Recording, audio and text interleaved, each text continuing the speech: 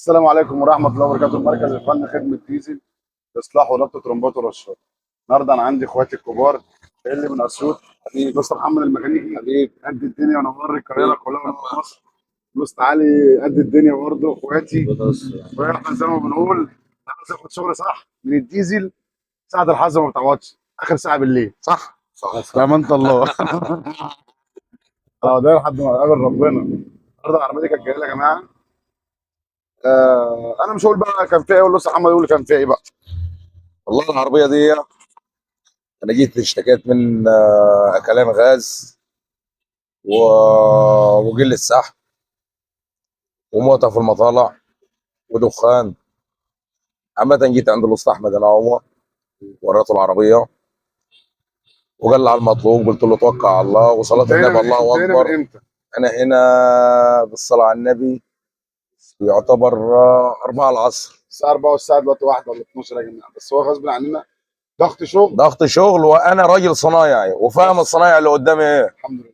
فأنا استنيت إن هو يخلص شغله عشان يديني الشغل المظبوط اللي أنت هتشوفوه دلوقتي. ندور كده مع بعض ثواني كده، حبيبي وانتوا اللي هتقرروا وتحكموا في التعليقات ايه رايكم في شغل الديزل بصراحه. يعني دور كده هندسه، طبعا دي كوبايه ميه احنا بنسلم، وهو جاي عشان الحته دي. دور يا اسطى. الله اكبر، دي بقى النغمه. يعني بصوا المكنه يا جماعه، الله اكبر. ادي كوبايه الميه اللي انا بسلم عليها اهي، تمام.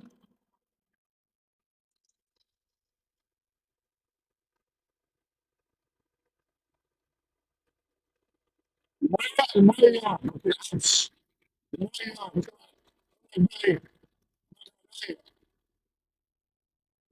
يمين شمال.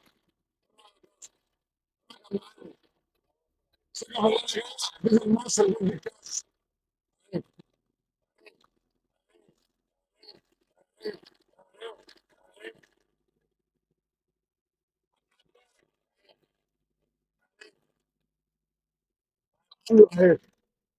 عشان قلت لك انت لا تلزق الكوبايه ايه. خد يا عم محمد اشرب، خد يا عم معلش.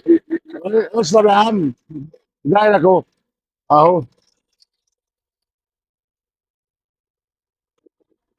بطل اهو. دور يا باشا بعد اذنك، المس المفتاح. الله اكبر يا جماعه، الحمد لله. يا خلي بالك، يبقى يعني مش متفقه مننا، ولا انا بقول على نفسي صنايعي، لا اقسم بالله بتسهيل ربنا. يعني ده كل اللي احنا فيه ده بتسهيل ربنا، والحمد لله احنا عشان بنعمل دمارنا الشغل بيطلع كده. ف يعني بص، مفيش حد بيقول على نفسه صنايعي، هنفضل نتعلم لحد ما نموت. وفي حاجات بتيجي تقرفني، وفي حاجات بتطلع مني برضو، بس هي بتبقى قرف ونصيب. والحمد على لله الشغل المظبوط. على الضغط اللي انا كنت فيه النهارده، والناس دي تشهد. اقسم بالله، بس هي الحمد لله كل يجيبه ربنا كويس. ولو عربيتك بتموت في المطلع، حلك عند ديزل مصر ضد الكسر.